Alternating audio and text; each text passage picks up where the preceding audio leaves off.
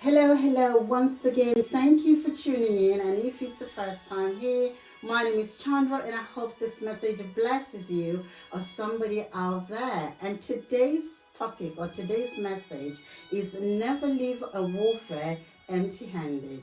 My father wants me to come here and explain to his children the reason why in the Old Testament, looking at the book of 2 Samuel 8 3 to 4, that every time whenever the kings go for war and win over the enemies, they will loot the enemy's possession. They will bring back with them the enemy's wives, jewels, silver, gold, livestock, everything that is important to the enemy, even take the ownership of the territory.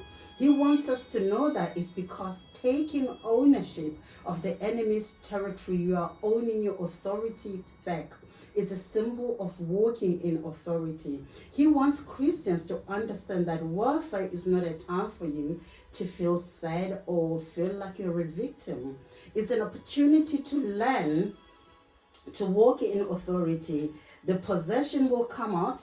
The possessions that will come out when we come out of those warfare will be things like revelation, knowledge, understanding, and wisdom. Because every time you're dealing with an offer, an enemy is trying to tame you. He's trying to advance in your authority and trying to take your authority away from you. But my father wants all Christians to know that they need to understand that the enemy doesn't only think of you. He thinks generations. He comes to destroy and pervert your name. Warfare is designed to take away whatever is you have been building, or take away everything that God is trying to build through you. And for you as a Christian is to stop the sound of building in the enemy's ears, to start his progression. Because his goal is to train your mind to give in into his demand. He will try to break your spirit so that you can give in. And when he breaks up your spirit, he would want you to do everything that he has planned for your life. And as a child of God, you have to choose whether you want to continue or give in to your feelings. You have to say to him, you have to say to the enemy that you can keep beating me, but I've made the decision to be out. I want my freedom, and I'm going to get it no matter what. I don't care.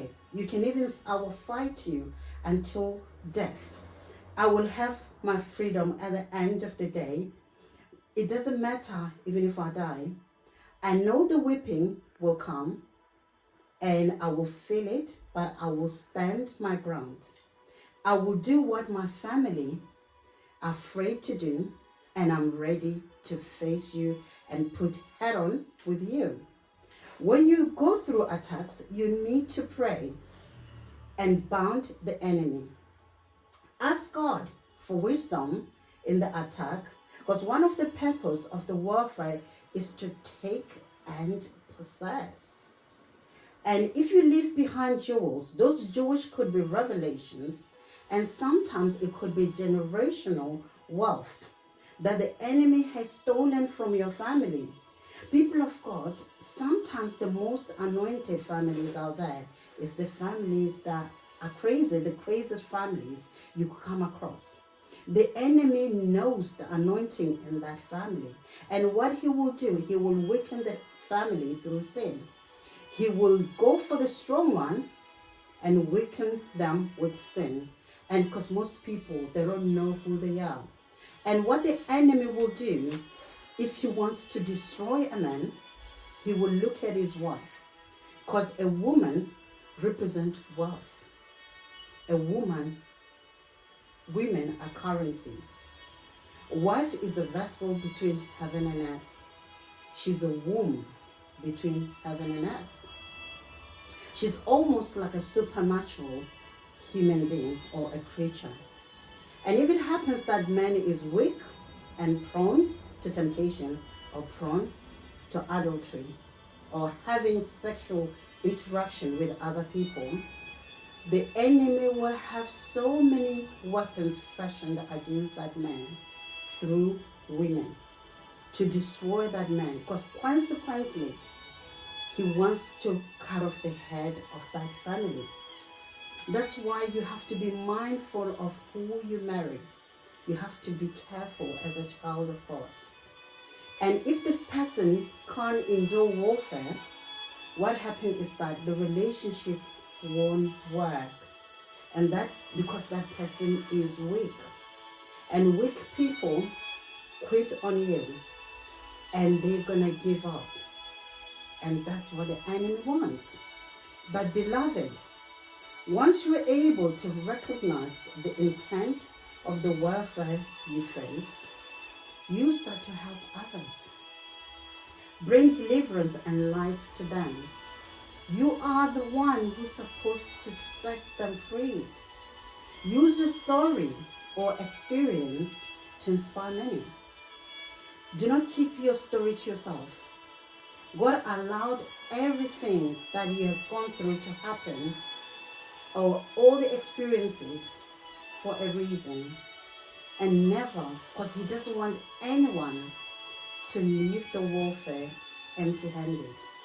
He wants us to uncover what our ancestors or our family members couldn't. The revelations, generational ones, things like that.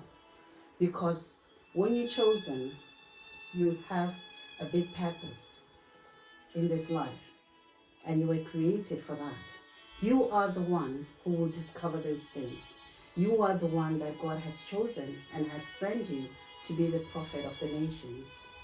And I'm here to tell you, every warfare, look at it from a different perspective and ask yourself, what is it that I was supposed to get from that warfare? And get it, claim it, and use it against the enemy to set people free. Because our Father has created you on purpose.